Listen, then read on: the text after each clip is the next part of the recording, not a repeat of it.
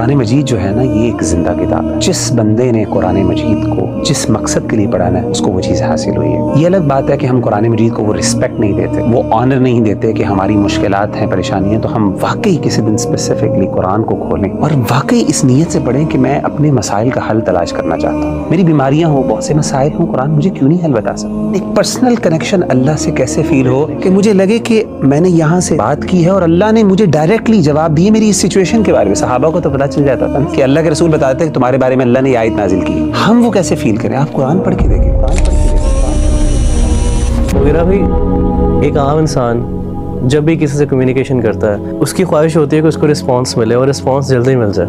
जिस तरह के नबी करीम सल्लल्लाहु अलैहि वसल्लम के ज़माने में सहाबाए कराम जो थे उनके ऊपर परेशानियाँ आती थी, तकलीफ़ें आती थी और वो अल्लाह सुब्हाना व तआला से दुआएं करते थे कि उनकी ये परेशानियाँ ख़त्म हो जाएं, और उनको उन चीज़ों का जवाब भी मिल जाता था और इनकी दुआएं भी कबूल होती थी वही के ज़रिए।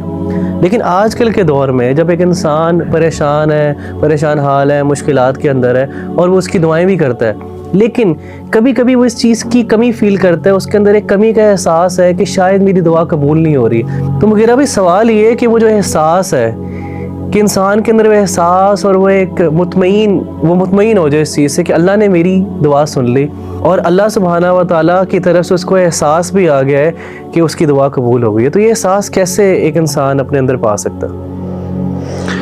देखिए रबीउल्लाह भाई, मुझे आपके सवाल से एक वाक़या याद आ गया।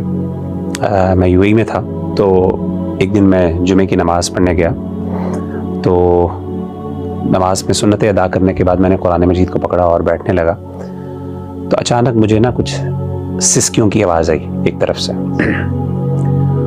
तो मैंने बाईं तरफ मुड़ के देखा तो अगली सफ़ में बाईं तरफ बिल्कुल दीवार के साथ एक सीरियन लड़का वो बैठा हुआ था, उसके हाथ में कुरान था, वो कुरान मजीद खोल के पढ़ रहा था और उसकी आंखों से आंसू, यानी वो रो रहा था और ऐसा रो रहा था कि बाकायदा उसकी सिसकियों की आवाज़ें आ रही थी। और आपको पता है कि शाम जो है, सीरिया एक ठंडा इलाका है, तो वहाँ पे अक्सर जो लोग हैं उनकी कंप्लेक्शन वाइट होती है, तो रोने की वजह से ना उसका चेहरा सुर्ख हुआ था, बिल्कुल रेड, और सिसकियाँ इतनी ऊंची थीं कि बाकायदा आसपास के जो लोग थे वो बाकायदा यानी वो नोट कर रहे थे और वो थोड़ा सा बार बार देखते थे मुड़ के।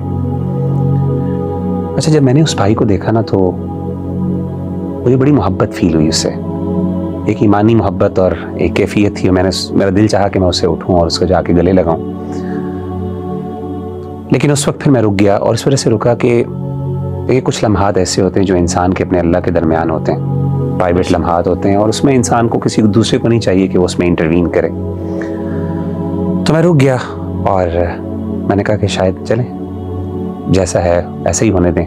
और मैं थोड़ा सा मुतासिर भी हुआ, रश्क भी किया कि किस तरीके से 7 साल लड़का था, यानी कोई आप समझिए कि उसकी कोई बहुत ज़्यादा दाढ़ी भी नहीं थी, कोई बहुत ज़्यादा प्रैक्टिसिंग आउटफिट या लुक भी नहीं थी उसकी।